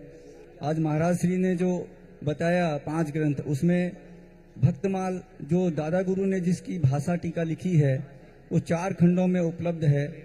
बाहर जो तुलादान का कार्यालय है उसके बगल में मलुक पीठ के साहित्य की स्टॉल लगी हुई है। वहाँ पे आपको मलुक पीठ का संपूर्ण साहित्य मिलेगा, जिसमें भक्तमाल जो सुदामा कुटी से प्रकाशित है, 4 खंड हैं उसके, और वो आप ले सकते हैं। 4 खंड ले सकते हैं या कोई 1-2 खंड भी ले सकते हैं। विनय पत्रिका गीता प्रेस से जो प्रकाशित है वह भी वहाँ उपलब्ध है। और जो गुरुदेव भगवान ने लॉकडाउन में कोरोना के समय 15 महीने जिसके ऊपर प्रवचन किया था, जो YouTube पे दिखाया गया था, वो भी मतलब पुस्तक रूप में उपलब्ध है। और इसके अलावा जो परमार्थ के पत्र पुष्प और सद्गुरु चरितामृत, गुरुदेव भगवान ने जिसके बारे में कल कहा कि हर साधक के पास वो किताब, दोनों किताबें पुस्तकें होनी चाहिए और उनका स्वाध्याय करना चाहिए, वो पुस्तकें भी वहाँ पे उपलब्ध हैं। और गुरुदेव भगवान के पिताश्री की लिखी हुई गो भक्तमाल वह उपलब्ध है। मलुक प्रवचन सुधा, इसमें महाराज जी के सत्संग हैं, यह भी उपलब्ध है। और जो महाराज श्री ने बताया संत वाणी, इसके 3 मेमोरी कार्ड हैं। विदा सरिया जी कृपया ऊपर आ जाएं आरती के लिए। आरती सपत्नीक रत्नेश्वरी महा आरती अति पावन पुराण की धर्म भक्ति वे महापुराण भागवत निर्मल सुख मुख विगलित निगम कल्प परमानंद सुधारस में फल लीला रति रस रस निधान की आरती अति पावन पुराण कलिमल मथनी त्रिताप निवारिणी जन्म मृत्यु में भव हार सेवत सतत सकल सुखकारिणी तुम हो सजी हरि चरित गान की आरती अति पावन पुराण की विषय विलास विमोह विनाशिनी विमल विराग विवेक विकासिनी भगवत रहस्य प्रकाशिनी परम ज्योति परमात्म ज्ञान की आरती अति पावन पुराण परमहंस मुनि मन उल्लासिनी रसिक हृदय मुक्ति मुक्ति रति प्रेम सुदासिनी कथा कीर्तन प्रिय सुजान की आरती अति पावन पुराण की आरती अति पावन पुराण की। हरि ओम यजनेन यज्ञमयन्त देवास्तानि धर्माणि प्रथमान्यासन्नो ते हनाकं महिमानः सचन्त यत्र पूर्वे साध्या सन्ति देवाः सेवन्तिका बकुल चंपक पाटलाब्जे पुन्नाग जाति करवेल रसाल पुष्पै विल्वा प्रवाल तुलसी दल मंजरी भी स्वाम पूजयामि जगदीश्वर।